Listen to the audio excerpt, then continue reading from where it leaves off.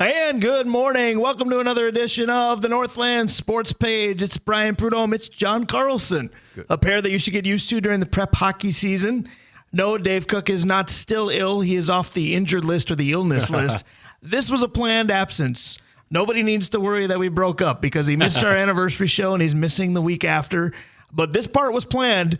And anytime I have a good backup plan, that usually involves Jon Carlson. Good morning, sir. Well, good morning to you, and thank you for having me back. I think the last time I was here, we talked about your favorite insomnia cure. Yes, you got me to talk about golf. That's Only right. you could get me to willingly do that. That was a Masters episode of the Northland Sports Page.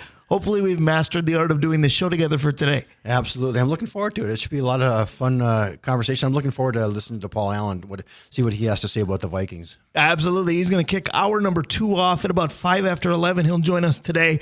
And yeah, it's almost beyond words, but PA might be the best at finding them to describe what the heck the Vikings are doing, going from 1-4 to 5-4.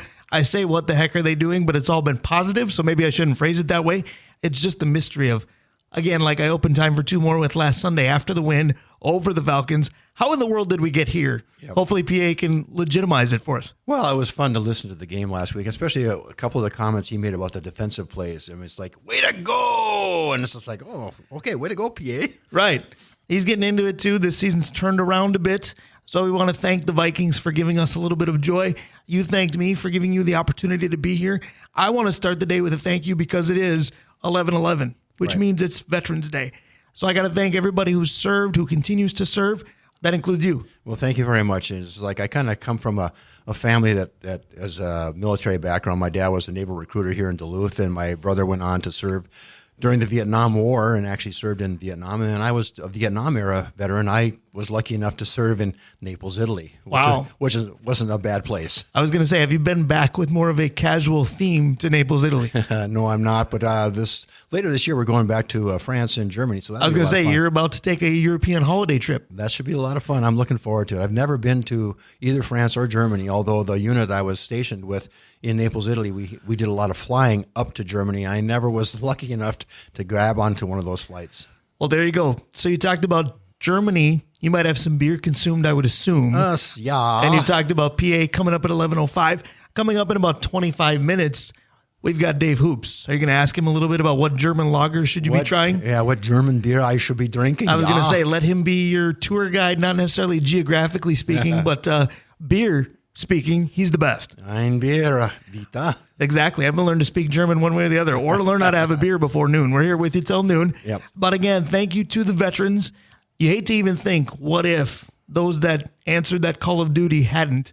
That's the most important thing anybody can do. Absolutely. We have all of our freedoms because of the veterans that have served before us, and they'll continue to serve going forward. And it's just like we have so many great things in this country that based on what they did previously, and it's just like I can't thank them enough. Absolutely. Thanksgiving may be under 2 weeks away, but thankful for veterans might be at the top of that list. Right. Absolutely. So I said, what if the Call of Duty hadn't been answered? And I'm not saying for veterans that there's even a good segue, but I tried. Yep. Because the theme of the last several weeks has been, what if, with our big 4 major men's franchises, we've done the Vikings, we've done the Twins, we've done the Wolves. It's time to get a little wild. And I told you, I said, John, you're a great hockey mind. I might need your help today because do I follow the Wild? Absolutely, yes. Do I follow them as well as the other 3 I just mentioned? That's kind of a resounding no. No. Okay. And I like the fact that you're wearing your Minnesota Wild sweatshirt. I am. I had to dress the part. Radio is not a visual medium, but I can tell Where did you learn that? I learned it from you. Look at that guy. You all right? I learned it by watching you. Jon Carlson is an avid listener. Go ahead. We learned by doing all the hockey broadcasts that it's not a visual medium. That's right. You either learn that or you get annoyed with, boy, this guy is like a rag doll. You pull the string and he only has one phrase. I do say radio is not a visual medium several times in any type of broadcast, but you've paid attention. And yes, I am donning a Wild sweatshirt today. So where did you begin? Because we do the top 5, and we'll do 5, 4, 3, 2, 1. What christened your list at number 5? Well, I kind of debated over this back and forth, and I said to myself, what if the Wild didn't sign Kaprizov after his first year? Wow. So that's interesting because I do mirror you in a sense, but that was my number 3. Okay. And I kind of phrased it differently, so we can talk about this a little bit, because I said, what if Kirill Kaprizov gets here earlier? Not unlike Ricky Rubio, who took a couple years to become a Timberwolf, and it really screwed up their draft process. I'm going to assume it did, because if it didn't, they're just stupid. Right. But Kirill Kaprizov, I believe, was drafted in 2015. Right. We didn't see him for several years later. Now, I know that NHL draft picks, not all of them are like NBA and NFL draft picks. They don't arrive the next season too often. Right. But what if Kaprizov would have? Well, it's hard to say. I mean, he's such a great talent. And I think part of the deal might have been they wanted him to season himself a little bit more. Agreed. Before he got to the NHL, because even if you look at like the USHL and some of these other leagues, there is a big jump still till they get to the show. I agree with you. Now, here's the question, and I never get political, or almost never, because you and I had many political discussions the eve of Election Day back on Monday when we were together this week. Right. But I hesitate to get political, at least publicly. But do we wish, in any way, shape, or form, that he would have seasoned himself somewhere other than Russia? Because the level of play there is incredible. But the ability to get from there to here has caused problems before. Absolutely. I don't know. I think after his first season, it was tough getting him back here. I like the level of play that they have in Europe. There's a lot of great skill sets over there, and I like the fact that they kind of let him to season over there. But at the same time, it's just like there was a chance he wasn't going to come back. Well, and can you imagine where this team would be, especially with the Parise-Suter contract purgatory? Right. And let's face it, right now, currently, as we speak to you at 10:08 on Saturday, November 11th, I'm not going to pretend that the Wild are any good. But without Kirill Kaprizov, they would markedly be worse, even though he struggled this season. You kind of think that this team would be a shell of itself without him. So that's very interesting, because that checked in as my number 3.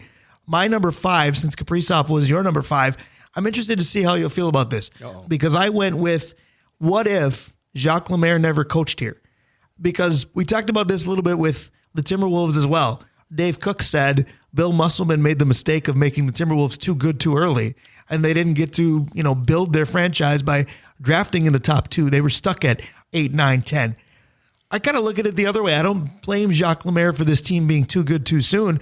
I kind of think the Minnesota Wild may have been an afterthought for a long time in their early years, if not for having one of the legends of the game behind the bench right away. Yeah, and I thought he was such a great coach. And I did too. It's unfortunate that sometimes the things just don't click into place, even though the coach designs them on paper, and getting him on the ice is a little bit different story. But I thought he was a really, really great coach, and he had some good talent that just didn't quite mesh together. No doubt. And you think about how expansion rules have changed for the likes of Seattle, Las Vegas, or Vegas, whatever you want to technically call them. Let's face it, the Golden Knights are really, really good, and Seattle was really good really soon. It wasn't like that when the likes of Minnesota and Columbus came into the league. You look at that roster that Jacques Lemaire had. Were there some fun players on it? Was there some veteran character on it? Yes. Was there a ton of talent on it? No. Right. But he got the most out of a little to me. Well, when you take a look at what happened in that season, too, that I think there was 2 series back-to-back where they came back from 3-1 deficits, and they won Game 7. The Avalanche and the Canucks. Yeah, absolutely. And it's just like, that's how a coach can get the most out of his players. And I agree with you. They had some talent. Gaborik was one of them. But at the same time, it's just like you got to be able to have – it's not an eye game in hockey. It's a team game.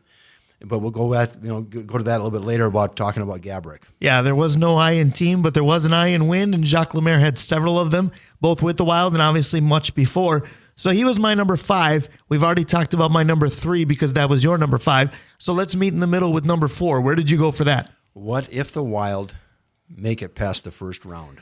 Right. We talked about the years that they routinely did with the Vancouver comeback, the Colorado comeback, and then Anaheim obviously beating them at that point. There have been a couple seasons where the second round has been a thing. The Chicago Blackhawks, whether it was first or second round, found a way to get in their way. But you're right. What's the narrative with the Minnesota Wild? We will get to the postseason. Please don't ask us to do anything after that. Well, the last time the Wild won a first round series was back in 2015.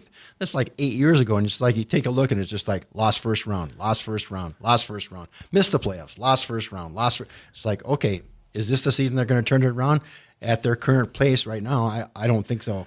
I was going to say, the only thing that some people would say, and this is very much tongue-in-cheek, you can't lose in the first round if you don't make the first round. That appears to be where the Wild are headed right now. And I think out of the first 23 seasons, I think they've only made the playoffs 13 of those seasons. So they've got a ways to go. And how do you build on that? You could build it with like Kaprizov and Eriksson Ek. And Rossi. I like the fact that he's kind of turning around a little bit, using some of the young talent that the they have on their roster being able to just kind of blossom. Well, and the way they paid him, they seem to believe that Matt Boldy can be part of it. Yeah, so hopefully he rises to the occasion as well.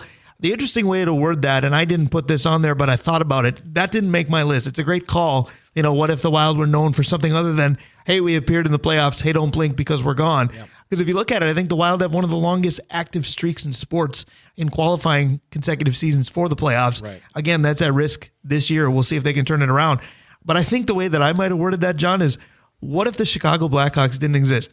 Now, I know the Blues got them a couple times, the Jets got them, what have you. I think Vegas got them during the COVID bubble. But for a while, it was the Wild to be fine as long as they don't face Chicago. And then when they did, we know what happens. Well, you started looking at, too, when the NHL realigned the divisions, and all of a sudden the Wild are stuck in the same division. Of course, they're trying to get it with Central Time Zone type of deal. But you're looking at who they have in their division. They're looking at Chicago. They're looking at Dallas. They're looking at Winnipeg. And can we talk about that for just 1 second? NHL divisions. First of all, divisions are starting to get overrated in all of sports. The one Minnesota franchise that should be very thankful for divisions should be the Minnesota Twins, because if not for the American League Central, they don't make it this year. Seattle does instead. But when you look at the NHL division specifically, and we got two great hockey minds coming up after this segment with Dave Hoops and Topher Davis, but the NHL divisions to me have too many teams in them. Oh, I agree. What are you in seventh, eighth? I mean, this is like old school baseball when you were a first division, second division team. And you talked about Central Time Zone, and I get the point, but then wake me up when you have a good explanation for why Arizona's in the same division as the Wild. Well, absolutely. And you take a look, I think way back when it was like the Northwest Division. And I think the Wild at that time, or the Stars at that time, were the only team in the Central Division.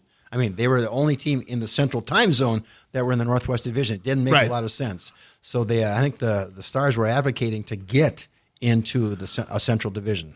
Well, the crazy part to me is I'm 44, and depending upon the company I keep, I don't consider that old.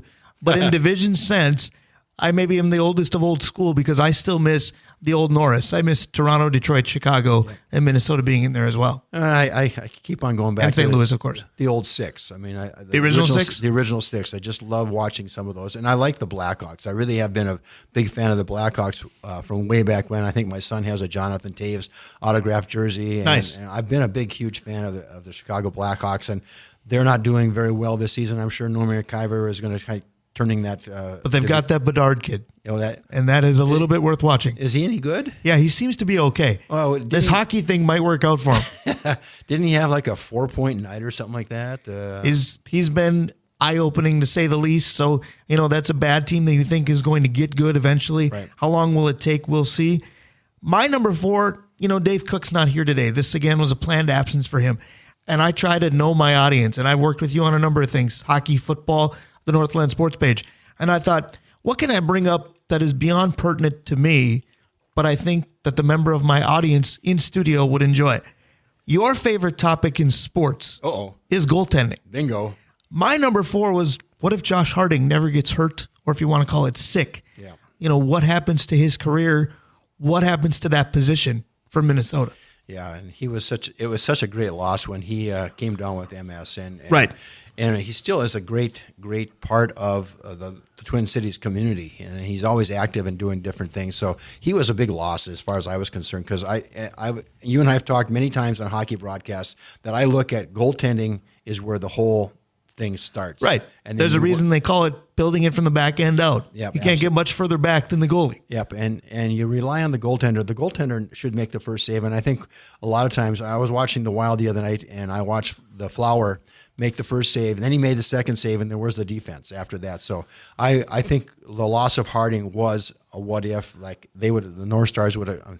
I keep calling them the North Stars. Well, that will come up later. Spoiler alert. But go ahead. Spoiler alert. But the Wild, when they lost him, you had to all of a sudden try to build from the back end without him, and it was hard to do. Absolutely. Now, the other side of that coin is this, because Josh Harding getting, afflicted with MS, if you will, there's nothing good about it. And we talk about what could have been for him. But I talked about what became of this position. If Harding never goes down, does the Devin Dubnyk transaction ever happen? Right. And he was quite good. Does the Marc-Andre Fleury? I know there's Cam Talbot in there. I know there's a big bridge in there. But are we banking on, kind of like we did with Teddy Bridgewater, to be the face of the franchise at a certain position for a while? And then when he got hurt and wasn't, we plugged it in with a lot of different people. some good, some bad. Well, something, but at the same time, the thing I mentioned earlier is like, it's not just the goaltender. You got to have, right. You start talking about Dean Evanson was talking about the other day about it's the whole team. We got to build. It's not just one player. It's not just the goaltender. It's not just the forwards. It's the whole team that has to work together. Well, and unfortunately, when you look at what's the problem with the Wild currently, there's your answer. It's the whole team, because you look at, and I know they got beat last night by Buffalo, and Buffalo's an up and down squad, and I feel like we've been playing the Eastern Conference every other night here. But you look at the Rangers game the other night. The Rangers were without a couple of their better players. They also had Marc-Andre Fleury give the Wild a heck of an effort, right. And they still got beat rather handily. So this team as a whole has a lot of work to do. So what if they can turn it around is maybe the big what if for this season. But so Josh Harding was my number 4. I believe we already tackled your 5 and 4. Inadvertently, we tackled my 3 because it was your 5. So we'll go to your number 3, I believe. My number 3 is what if Gaborik, and I'm going to say this wrong, Pascal Dupuis, if they don't hold out at the beginning of the season after 2023 or 22-23. That's an interesting point, because they were going to be the next best thing in dynamic duos for Minnesota sports. I mean, you look at KG and Marbury, only got a bit of a blink for the Wolves. People forget about Pascal Dupuis. I don't think Marian Gaborik will ever be forgotten, because he was the first legitimate star that the Wild have. And really, if you go back and look at Marian Gaborik's career, to me, it feels like he played longer for Minnesota than it felt like, because when he was traveling back and forth and injury problems and what have you, now we know he was technically under an NHL contract forever, Jaromir Jagr type style in the league. Right. But his Minnesota career felt longer when you read about it than it appeared on the ice. Well, and the holdout to me is like coming off the 2002-2003 season and going into that next season, the Wild were coming off where they had done a really good job of going.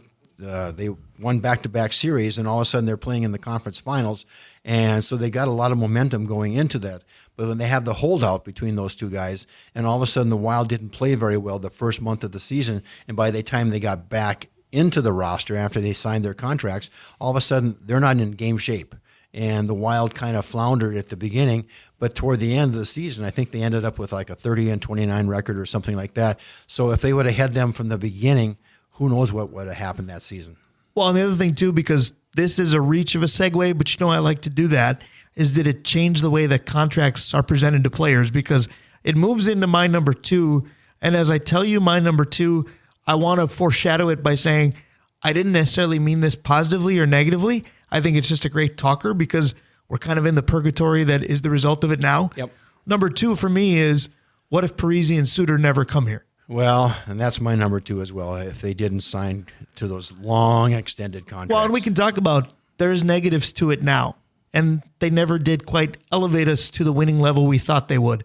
But there was certainly some enjoyment of having them both available. This team, we talked about, they make the playoffs annually. They don't do anything when they get there, right, but they make the playoffs annually. Without those two, are we sure that those teams do? So it's not all bad, but it certainly wasn't as good as we were given into the advertising come that infamous July 4th. Well, and they're just kind of like stuck under that salary cap all the time, and it's kind of hard to build your team when you're always faced with that dead space there. Well, and who ran the show? Because Zach Parise, still kind of beloved to me, between JP being technically one of us. Ryan Suter, I'll admit, I enjoyed.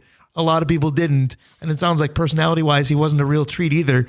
And how many coaches, although they all had basically winning records, how many coaches did the Wild go through that it seemed like Suter and Parise called the shots of who they wanted in or out? Yeah, absolutely. And when I was doing some research on the Wild, it's just like how many different. It's like EO was there for a while, and Turcotte was there. Torchetti. John Torchetti, don't blink, he was gone. Bruce Boudreau. Yeah, it's just like all of a sudden it's like a revolving door for the coaches. And then the one I should have put on that I never did is, what if Todd Richards never had the job with Minnesota? He's the only coach in the group I didn't like at all, but go ahead. Yeah, man, I agree. And it's just like it's kind of hard to build consistency with a team when you're always looking at, all right, I got a new coach, now we got a new system. What's going to happen? You can't get any continuity with the team to be able to constantly be redoing it every season. I agree, but on the positive side, I think Parise and Suter, to some extent, prevented Minnesota from being an afterthought. Now, in hockey, that seems like blasphemy. But in pro hockey, it doesn't. Because, newsflash, my number 1 is coming, and we've gone without a pro team before. In the state of hockey, that applies to all levels. There's no question that the high school programs, the college programs, the youth programs are talked about constantly in the state of Minnesota. Professionally, we're not. I think with Parisi and Suter being here, we were. Now, did they underachieve? I'll 100% agree with that. But I think it kept this team in a spotlight, even at times that it didn't deserve to be. Oh, absolutely. And I agree with you. You know, high school hockey is probably the number one. I remember when ABC broadcasted Howard Cosell broadcasting the state high school tournament, and it's just like, you know, it was kind of an afterthought with a lot of the NHL teams. Well, and how long ago did we have Gary Thorne doing it too? Yeah, there you go. And you start thinking about, you know, Minnesota teams, and you think about, okay, the Vikings are probably number one in the area, and then the Twins, and then the Timberwolves are probably, even though they're playing better now, they're still number 4, maybe even below that. Maybe there's a rugby team. Say the Lynx or the Loons might get ahead of them. And then so the Wild was, you know, they're facing an uphill battle all the time. But, you know, I think there's still promise, and I think Minnesota fans, I think that's one of the reasons why both of us have number 1 coming up here, was because there was not a lot of fans that were constantly going to the games. Absolutely, because that is number 1. What if, and you can phrase it however you'd like, I think there's 3 different ways. You can say, number 1, what if the North Stars never moved? That's how I worded it.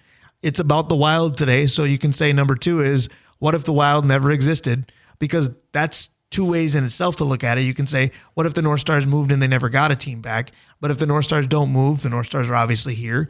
Or Topher Davis is going to join us at quarter 2.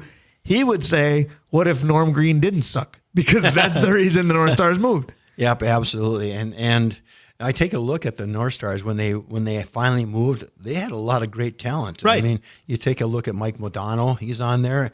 And I was just scrolling through at the 94 roster, and I was going, oh, the North Dakota coach, Brad Berry, played on the Stars team. And they had a lot of great talent, and it was so sad to see them leave. But I understand why they left.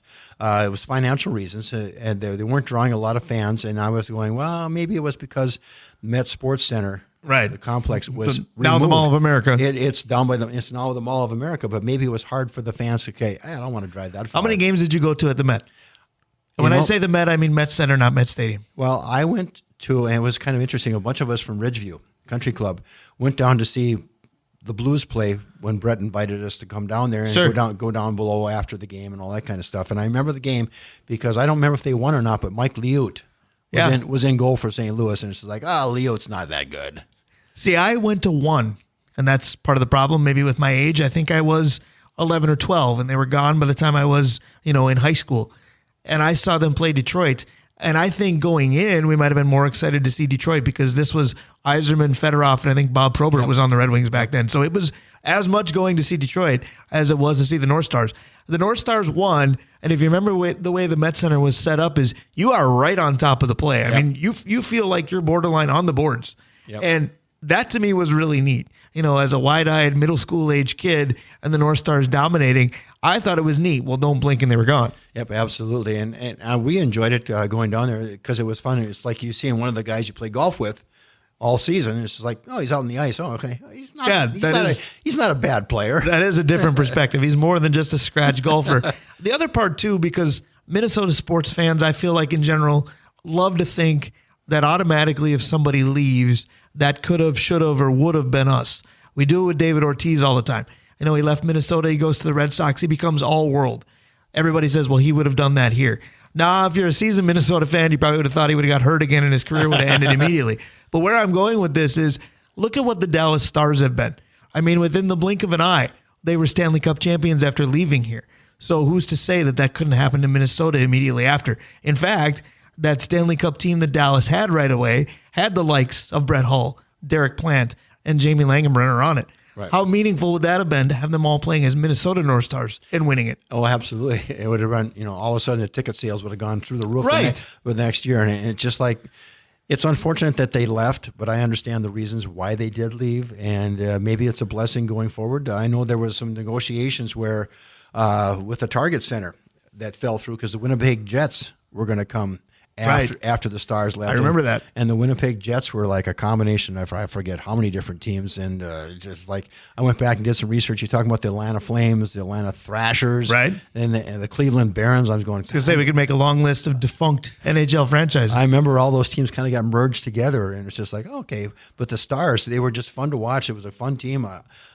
I'm not a big fan of the Wild logo that goes back to what the old North Stars were. Right. But that's just my opinion. Well, and I feel like they're trying to embrace it now because you look at the retro or the 77s or whatever they're calling the jerseys now. It's the Wild logo with everything North Stars colored about it. Yep, absolutely. And so hopefully maybe they can play like them if they dress like them. Yeah, absolutely. So here are the 5 that didn't make the list for me. Again, to recap my top 5, and John, you can do yours. Number 1, North Stars never moved. 2, Parise and Suter. 3, Kaprizov gets here earlier. 4, the affliction that unfortunately ended Josh Harding's career early. And number 5, what if we never had Jacques Lemaire? Go ahead. And my 5 were like Kaprizov and then making it past the first round, Gabriak and Pascal. Parise and Suter, the salary cap, the issues, and the Stars never leaving were my top 5. All right, so my next 5, if you will, the honorable mentions. Topher Davis, I have to imagine when he joins us at 10:45, will be all over this because he's usually all over me about this. But I simply didn't want to talk about it because it's overkill to me. But I brought up David Ortiz a moment ago. The Wild's version of David Ortiz is Brent Burns. So I went, what if the Brent Burns trade doesn't happen? Now, Brent Burns made an all-star team here, couldn't seem to find a position here, didn't put up points at nearly the level he did seemingly everywhere else. So I understand the reasoning, as you said, for that move transactionally, but it sure bit the North Stars. That was my number 6. Number 7, what if Pierre-Marc Bouchard doesn't have concussion issues? Every Batman needs a Robin. You mentioned Gabrick and Dupuis. My Robin for Gabrick was supposed to be Pierre-Marc Bouchard. Okay, and I think I have just one other one. What happens if the Wild weren't named the Wild? You have the finalists. What could have been? People probably don't remember this. Go ahead. Yeah, well, the 6 finalists for the NHL franchise were the Blue Ox. I think of Bemidji then. They could have called us Babe. The Freeze, the Northern Lights, one that's going to be the new football team, the Voyagers. Okay. The White Bears, and of course the Wild. That would have been interesting because I believe there was a junior hockey team back when I was growing up known as the Northland Voyagers. Yeah. And we've got the Harbor Monsters coming in. How come that didn't get consideration? Well, I don't know. I think part of the reason why even the logo is kind of like a double logo, one of those deals. Right. Where it depicts. It looks like the wilderness, or it looks like a wild animal. There you go. Bingo. Yeah. You know this stuff. Every once in a while I pay attention. Not very often, but every once in a while. My number 8 was what if Paul Fenton never gets hired? Because word is that he was a nightmare of a personality as a general manager and just ruined the culture. Culture's a big buzzword these days. Ruined everything about the Minnesota Wild. Yet, after he left, the Wild were succeeding based off some of the transactions he made. So horrible character, maybe not a horrible mind, as weird as it sounds. Number 9, again, catering to my audience of Jon Carlson. We talked about that year that they came back from 3-1 twice. Right. Then they got beat by J.S. Jaguar. I know they got beat by Anaheim, but let's face it, they got beat by J.S. Jaguar. He shut them down. I believe it was the following year that all the goaltender equipment rules changed. So I had number 9. What if they changed earlier? What if this team makes a finals, wins a finals? In Minnesota sports, you're viewed tremendously different. Yep, and when you take a look at the history of some of the pro teams that we have, who's going to make it? Who's going to be the first team to actually make it past? Right now the Twins are the only ones that's gone to the big show and won the whole thing. Right. So it's just like, we keep on hoping that the Wild will kind of be that team that kind of makes the cup and brings the cup home. It's like they got a long way to go this year. Well, and absolutely, because I think the narrative of what you're saying there is, make the jump, get to that next level. That was my number 10. What if all the kids that the Wild put so much stock in eventually made the jump? How long were we waiting for the Coyles and Niederreiters to make that next step, Granlund, and be good and carry this team? You mentioned Dupuis. I mentioned Pierre-Marc Bouchard. I feel like they were kind of doing it with Kevin Fiala, and they couldn't get there, so they dealt him. Well, now we're up with that again. Is Boldy going to do it? Is Rossi going to do it?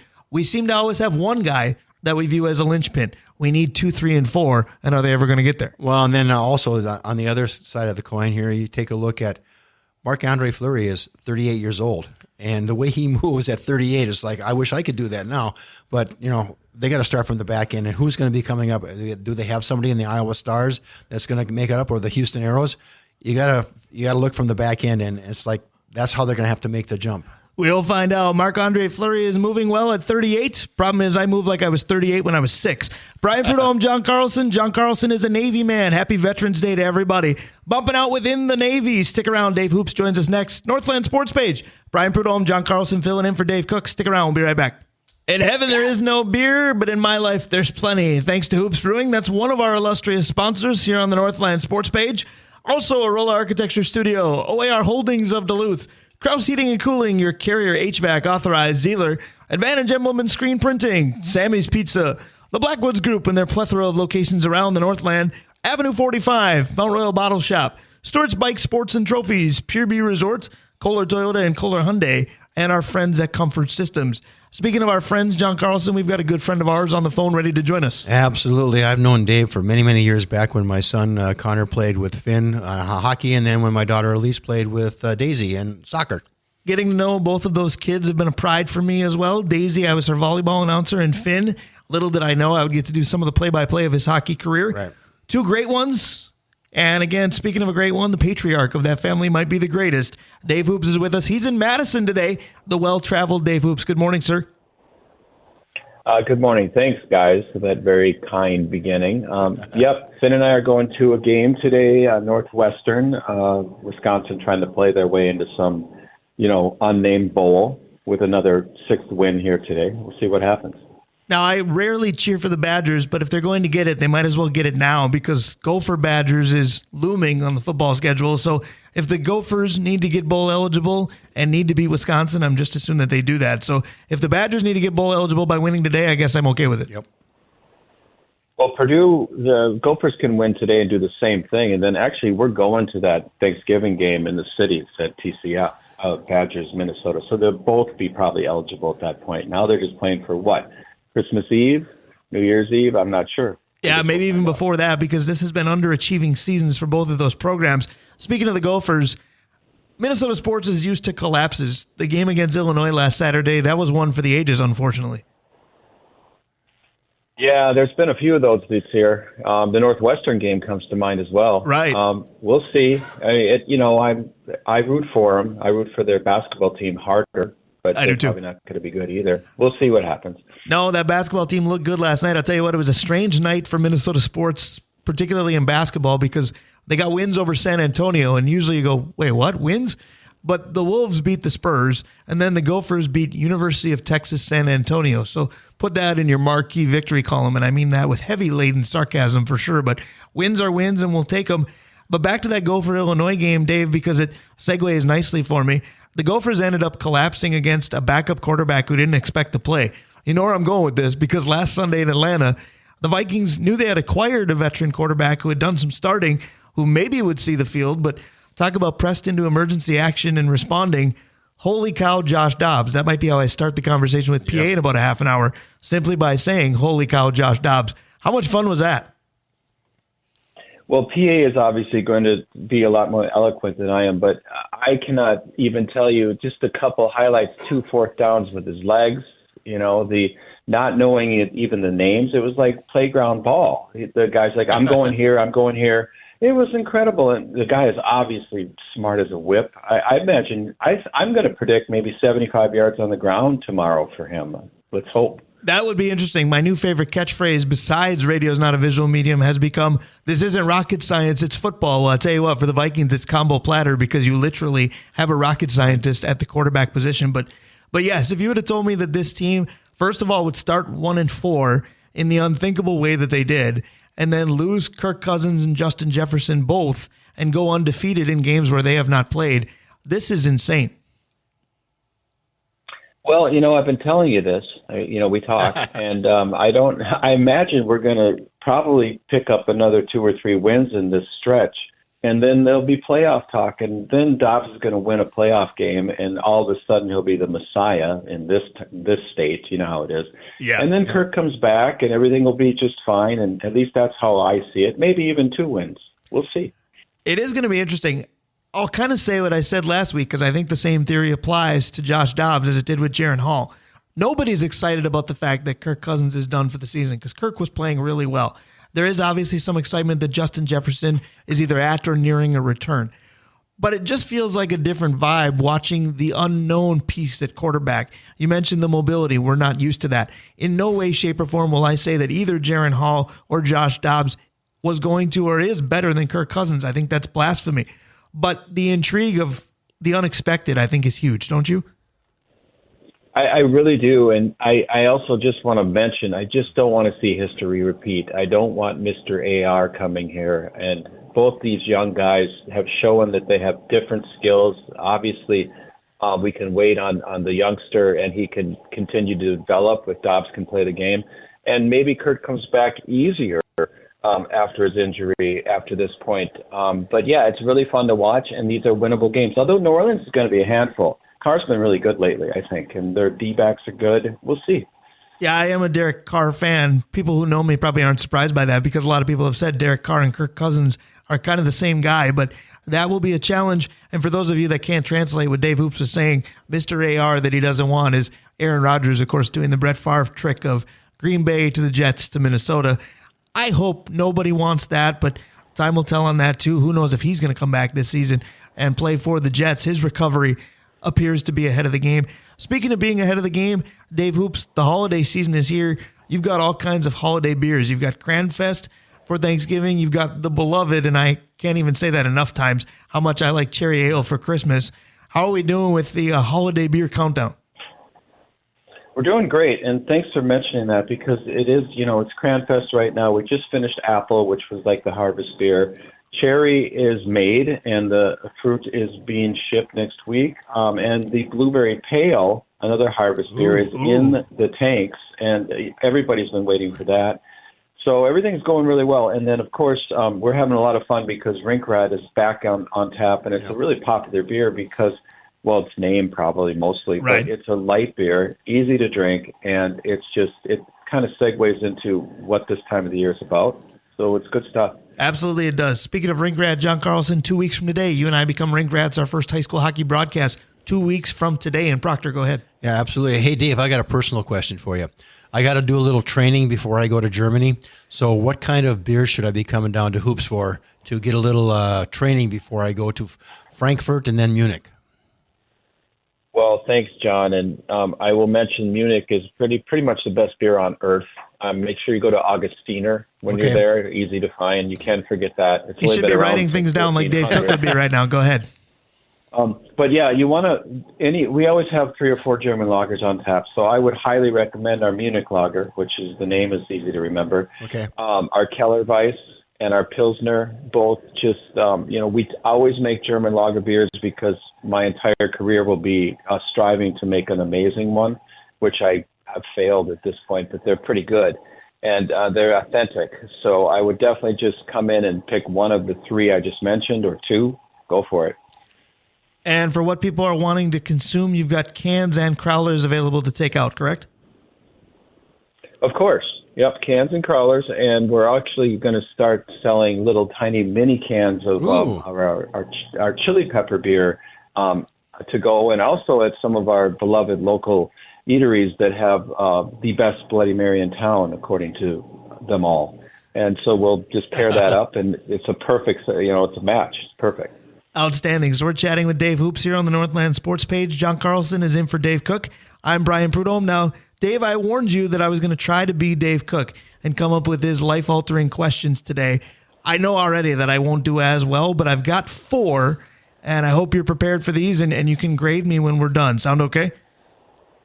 I can't wait. Bring it. All right. So we're going to start with this one because we were just talking about the holiday season and the holiday beers that Hoops Brewing does so well.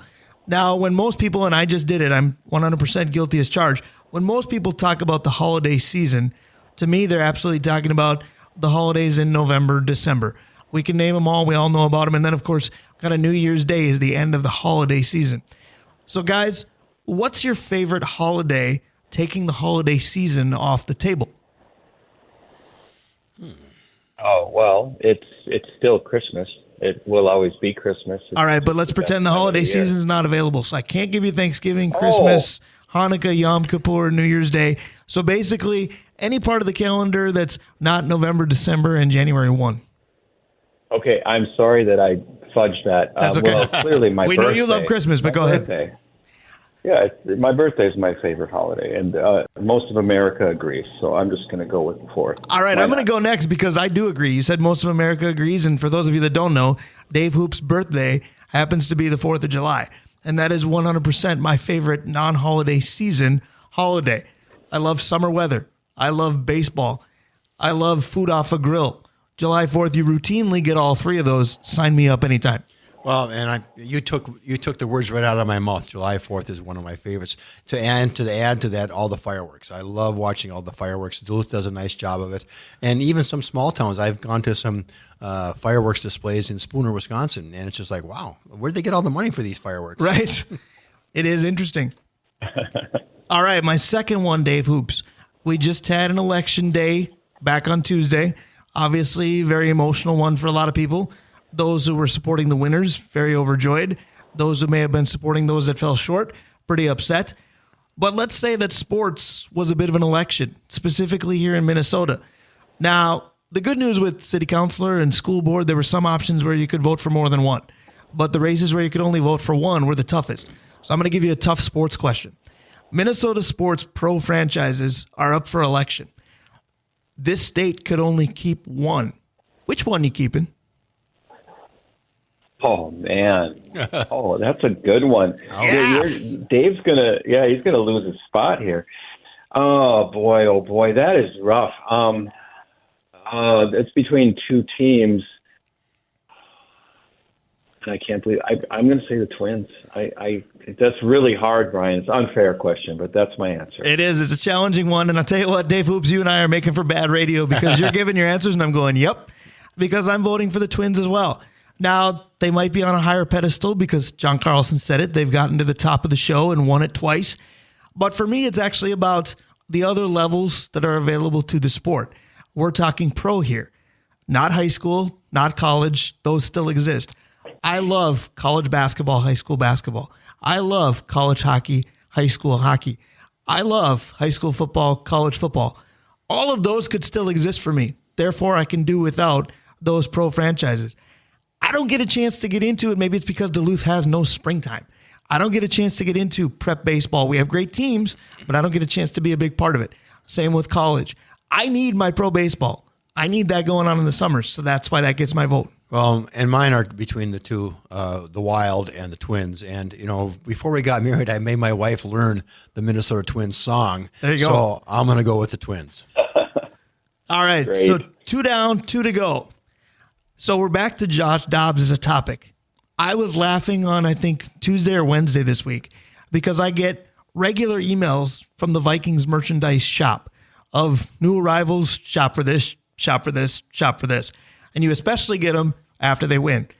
I was laughing on Wednesday because you could already get a Josh Dobbs jersey. Let's face it, a lot of Vikings fans didn't know who this guy was 2 weeks ago. So I thought about, somebody out there is going to take the plunge for the first time and buy a jersey and get Josh Dobbs because of what happened last week. So my question to you guys is, any sport, and Dave Hoops, I know you have plenty up in the brewery. What's the first jersey you remember owning? That's easy. It was Rod Carew. I always tell you how I idolized him growing up. And one of my birthdays, an uncle gave me one of those really old, it was a button-up, and it was, I can't remember what their design was back then. It seems like it might have been baby bluish. Yeah. But I wore that every single day, and I wore it out. I love that thing. I was very proud of it. Jon Carlson, what about you? What's the first jersey you remember owning? I remember, I mentioned it earlier, the Jonathan Toews jersey. I ended up giving it to my son, an autographed one from Chicago. Wow, so you waited late in life because Jonathan Toews Blackhawks jerseys weren't around back in the day. Well, I never had a lot of money, Fair enough, and jerseys are not priced conveniently for a lot of us. The way that I can remember mine, and this is a little embarrassing, so judge me accordingly, is my mom, I believe, has a display, or at least she used to in our old house, where it showed all of our Christmas card photos that we mailed for each year. Well, there's one where I think you can find me in a Tommy Kramer jersey. Oh, wow. So I'm going to go with that one as the first one I remember having because I think I wore it every Sunday I possibly could. I know I posed for another Christmas card in an Anthony Carter jersey too. It's fun for me, Dave Hoops, because 2 of the jerseys that I've owned in life as a kid, guests on the show, Tommy Kramer and Kent Herbeck, both qualify in that category. That is so awesome. And I have a brand new Tommy Kramer signed jersey just went up in the brewery a couple weeks ago, and I also grew up enjoying him very much. So good calls. Very nice. Much. So last question is this, and this one might be the toughest. So if you don't have one, you can say pass, because it's tough to kind of rack your brain on this one. So Dave Hoops, you mentioned last week that NCAA basketball was coming, and it's here, and it's been exciting already. And I happened to watch, at the end of the day earlier this week, the Michigan State upset at East Lansing when James Madison went in there and won. If anybody wonders who Tom Izzo's least favorite president is, now we know, because James Madison somehow went in and got a victory. My question is this. We all know the biggest upsets in sports, Miracle on Ice, etc. We all know who they are because they stand out in lore, if you will. But do you remember which ones you witnessed, either by watching or by attending in person? What's the greatest upset that you remember seeing? Well, of course, I saw Miracle on Ice. They put it on TV in our classroom. Okay. Believe it or not, although it was taped. You might not be. I can't. I'm a little older than you. I was gonna say I was 11 months old when the Miracle on Ice happened, but yeah, go ahead. Well, I remember watching that Niners win over Dallas, and I just hated Dallas so much because of what they did to us with Pearson and all that stuff. And the catch that Clark made sticks in my head, even though it's not a local sports and I'm not a big Niners fan. That was the comeback for the ages, and that's the first one that came to mind for me. Well, I think the Miracle on Ice, I remember I was out running that day, and I was listening to the game on the radio while I was out running, and I remember it's just like, oh, God, this is just unbelievable. We just beat the Russians. It's like, wow. And the second one that comes to mind is when I was while I was in the grocery store, and by the way, it was nice to see you the other day, Dave, in the grocery store, but I remember listening to the Twins. Yeah. I remember listening to the Twins game on the radio in the supermarket, and they were going, and here we go, it's Kirby Puckett. Yeah. The whole place just went nuts then. That's perfect. So I have two, and I hope they're somewhat timely. So I remember I was at the Buffalo House playing in a fall softball tournament during the early phases of the college football season. And with all the turmoil surrounding the University of Michigan, I remember watching Appalachian State beat Michigan in between softball games, and most of us going, who the bleep is Appalachian State? But we all knew that day. In fact, it might be Appalachian. I apologize if I pronounced it incorrectly, but then I'm filling in for Dave Cook perfectly. And then my other one is actually at the high school level, and this wasn't that long ago. Duluth Marshall was playing Duluth East at Amsoil in their first tilt with Duluth Marshall moving up to AA. And Duluth East was favored to win handily. And I remember the first shot of the game appeared to go in for East, and it got waved off, the net came off, the whistle blew, the ref lost sight, whatever the reason was. And I was there as a media member, but I wasn't doing hockey on the radio yet. So I was there as a media member, but still very much an East fan. And Marshall ended up clobbering East that night, and everybody went, what in the world is this? And is this why Marshall went to AA? So I'll always remember that one. Dave Hoops, to close, what's the best way to enjoy the brewery this weekend? Oh, I would definitely say come on down and maybe hopefully take in the North Dakota game either on TV or go to the game and root for them after last night was kind of tough. Come on down and then have some of the aforementioned beers and just a rollicking good time. And again, wear your jersey tomorrow and get free beer as we watch the Vikings roll. And we'll keep on coming all the way through the holidays. Can't go wrong with that. That's a perfect segue. I'm bumping you out with the song Holiday because you have so many great holiday beers. Every Saturday with you, Dave Hoops, feels like a holiday. Thanks for joining us again. Thanks, Dave. Thanks, Brian. Thanks, John. You guys have a great rest of your show. Appreciate you. Thank you very much, sir. That's our guy, Dave Hoops of Hoops Brewing. He's out in Madison. He's ready for the holidays at the brewery. I'll tell you what, Jon Carlson is in for Dave Cook. When we come back, the very first guy I called when Dave Cook was not available. Topher Davis joins us. Stick around. We'll be right back.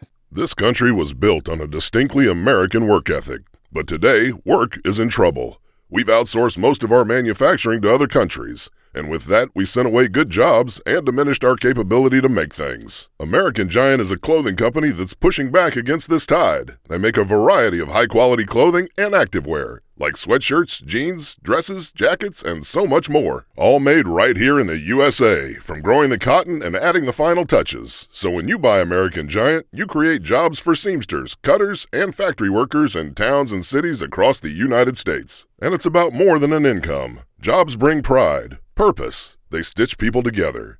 If all that sounds good to you, visit American-Giant.com and get 20% off your first order when you use code STAPLE20 at checkout. That's 20% off your first order at American-Giant.com with promo code STAPLE20. California does know how to party, and I'll tell you what, this guy's a party every time I'm with him, but now he's all the way out in California. So we get him when we can. Last weekend, of course, was our 6th anniversary of the show. This guy has been a huge part of all 6 years. In fact, his NSP debut was week 2 of our existence. Topher Davis is with us from sunny California, we assume. Is it sunny today? And good morning, Topher Davis. Good morning, fellas. How are you today? Nice to see you or talk to you, Brian. Wish I could be seeing you. I was going to say, you can't see me because why? Because radio is not a visual medium. You guys are great students. Go ahead. And nice to talk to you too, John. Thanks, missing Topher. Dave as always, but I figured Dave's absence had to have been planned because of the 6-year anniversary, right, Brian? Yeah, last week not so planned. The COVID monster got him. I assume he was hoping to be here for that one. But this week, I believe, and I could be getting this wrong, but I believe he has the honor of being a confirmation sponsor out of town. So this was planned. Absolutely. Well, we certainly missed. Always miss hearing Dave. Hopefully he's back in studio next week. Yeah, I don't think there's a pending breakup, but I do worry when somebody misses the anniversary and the week after. But speaking of missing, I'm going to assume, because you've been an avid listener to the show, I'm going to assume that you caught the first segment when we did our Wild What Ifs. And I did foreshadow that you might be all over this. And you're a more avid Wild fan than I am. So tell me how many we missed. Well, I don't know if you missed too many. You definitely got the highlights in a lot of that. I mean, obviously the big one involving the North Stars not leaving in the first place. And for me, I think the Josh Harding thing is a big one because he was just starting to come into his own a little bit. And it was as Backstrom was, starting to decline a little bit. And I think that created a vacuum in the net a little bit that we ended up getting the likes of Brizgalov coming in for a little bit and other people trying to jump up, Darcy Kemper trying to figure it out maybe a little faster than he would have because we know he ended up winning a Stanley Cup, but maybe he got forced into action a little faster because of the Josh Harding. And the thing, obviously with Josh Harding too, right? It's just so unfortunate, right? It's not an on-the-ice injury or something like that. Speaking of the Wild, we spent the first segment kind of going down memory lane with what this team was like, what this team could have been like. Is there reason to panic about this team now? Because I get that there's a ton of games left, but Jordan Leopold said last week, you get to the 20-game mark. If you're still sub 500, you're in a world of hurt.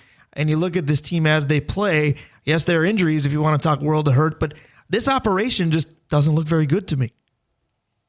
Yeah, it's an interesting squad. I was actually just talking a little bit about this yesterday. The Wild are kind of, I'll be honest with you, I didn't come in with the highest expectations for this squad this year. I think a few players may have overachieved the last couple of years, and they're putting a lot of big investments into some of the veteran guys, but it feels almost like they're treading water until that Parisian Suter buyout expires. And I know you mentioned that as well, but that's kind of what it feels a little bit. I mean, I think even Dean's spot behind the bench almost has an expiration date on it right around that time when the suddenly find a lot more cap space and can make some moves in free agency once again. I agree with you, but here's the part that confuses me. And this week confused me even further because if they're just trying to tread water until the financial situation improves, I would have thought they'd be treading water with younger players. I know that Addison wasn't setting the world on fire. The good Addison in Minnesota sports plays wide receiver. Right. But to get rid of him and go with a Bogosian type, I don't understand why we keep bringing in these 30-plus-year-old veterans unless it's just more expiring contracts to be even that much financially free when, the big free agent moves, like you say, can take place. I think that's part of it, but I also know that there is a push from both Billy Guerin and obviously Craig Leopold to be competitive currently too, right? To not just totally throw in the towel and tank. I think that there's a definite want to have a at least competitive product on the ice to keep filling that building in St. Paul. I know you and Dave love talking about the fan support, the and all unconditional that, love, yes. It could wane. There was a time when it actually was waning a little bit. I know that there was that waiting list for season tickets for many years, and then suddenly there wasn't, right? And that was before the Parisian Suitor signing and revitalized everything a little bit. So I think that could wane. Maybe letting those younger guys, not forcing too many players into the NHL level too quickly. But it is interesting. It also seems like Billy Guerin's trying to create a different persona for the team as well, right? You talked about Jacques Lemaire having that defensive style, that trapping, that type of game. And now Billy Guerin wants to create almost like this toughness, right? You could see by his the way that he loves Marcus Foligno so much, the extension they gave him. I like Marcus Foligno on the squad, but the amount of money and the time they gave him on his extension was a little bit of a head scratcher to me. And now bringing in Bogosian and obviously the love for Ryan Reeves last year, things like that, almost like to create that toughness and hopefully protect Kirill Kaprizov, but he's got to pick it up a little bit himself too. Yep. I want to go down a level because another team that's expectations are kind of murky as well might be UMD on the men's side. And then, of course, the tragedy with Adam Johnson. You are an attorney, and I know this isn't your world of law, your area per se, but have you made the mistake of watching the video? Because I have, and do you think this investigation could lead to a legal mess? First off, I'll say I have not watched the video, and that was definitely by choice. I think probably similar to you, end up getting notifications that something happened to Adam on that. It was, that fateful Saturday night for us here. And it was like, well, I knew that the availability of video was out there, but after hearing how severe it appeared to be, I didn't want to watch it. I know that obviously it's just a huge tragedy. Anyone who's ever put skates on, right, and stepped on the ice, that's like the complete nightmare scenario. And I have obviously seen the Clint Malarchuk video from when he was at the goaltender with the Sabres, and I think the only reason I watched that one is because I knew he survived and was okay. Actually been on this show as well. Yep. Sure, yeah. So no, I didn't watch it. Obviously, I've read a little bit more about some of the different views on the possible intent. Obviously, I don't think that there was any intent to cause what ultimately happened. The question is whether or not there was any intent to cause contact of some sort with his foot. I think that there's going to be obviously a huge difficulty in trying to show that. I think, unfortunately, in the end, it'll just kind of be a terrible tragedy. Hopefully, something is gained out of it. It is kind of heartening to see how fast the neck protection has grown. No doubt. I mean, watching in the NHL games and UMD games last night, and just you see all the different players wearing the protective turtlenecks or strapping on the protection. It's an easy fix, and it's something that hopefully now players will not worry so much about looking cool, right? And just kind of it'll become the norm, as visors have kind of grown into it as well. And do you feel like the NHL needs to? Do you think the NHL needs to spearhead that and be the leader in requiring that kind of thing? It's interesting, right? Because obviously, I think that if they do that, they will, the lower levels will follow suit, right? And and then suddenly it won't look weird or look different, and it'll want to look like their favorite players, right? And have the same sort of turtleneck. So there is value in that. I can see obviously the NHL maybe taking a similar tact that they did with helmets and face visors, where they kind of grandfather it in and kind of have it required for the new players. But if you're existing, it's not required, but it's, something that they would like to see happen. So I think it's going to grow. And I mean, I think it's something that should happen, right? I remember when I was, way back in Squirt D's, and the Squirt D's is called mini mites now, I think. So, putting on that neck guard. So it's something that I think that it's not anything crazy, and it's something that's such a fluky accident that can occur. So, and with dire results, obviously, as we unfortunately saw with Adam Johnson. Yeah, Wayne Gretzky made a good point on one of the pregames talking about, it's the mirror look. How do I look in the mirror? I don't want to wear a helmet because I don't look good. I got hockey hair going on here. And, he was making the point of like, hey, put the visor on. Don't worry about how you look anymore when you're playing. I was going to say aesthetics should take a giant backseat to being able to live another day without question. Speaking of living another day, mine are always better with Topher Davis. Topher, my last question for you is going to be two-parted. They're not really related at all. Minnesota sports as a market loves to be jealous of everybody else because everybody else is winning and we're doing Minnesota things. But what's the LA market like right now? Because the Rams are bad. The Chargers are a great team with a bad record. The Lakers aren't very good. The Kings are decent. The Clippers are decent. What's the LA vibe like? And then lastly, high school hockey broadcast-wise starts for us in 2 weeks. What's your thoughts on the new look of Section 7 with teams moving up and down? Well, first off, obviously, Los Angeles is an interesting market because of the you got 87 teams out there, people, and the wide variety, exactly the wide variety of different teams that are able to pick up. So it's very much a front runner market, right? When the Rams won the Super Bowl a couple years ago, suddenly everyone's Rams fans, right? Lifelong Rams fans, yeah. Exactly. Kelly likes to talk about how when the Angels won the World Series, suddenly all of a sudden there's a bunch of Angels fans that showed up, right? Yeah, they're not around anymore, especially wait till Shohei leaves. They won't be around much. Exactly. So it's an interesting market in that area. Right now, but one thing is true, it's always a Lakers market. The Clippers, I don't think, have ever going to gain a huge handle here, even if they are good, right? There's still people that they should, but I digress. I agree, but yeah, they're going to still always love their Lakers. But high school hockey, it's going to be fun. I think it's going to be exciting to see some different looks in Section 7 on both the A and AA side with the moving up and down. But there's nothing better than high school hockey in Minnesota. So I'm looking forward to hearing you calling more games because, as we all know, Brian, you're the man. Yep. It's like he knows his outro music. Bumping him out with little G Cinco. I'm the man. You are the man, buddy. I love you. Thanks for joining us again.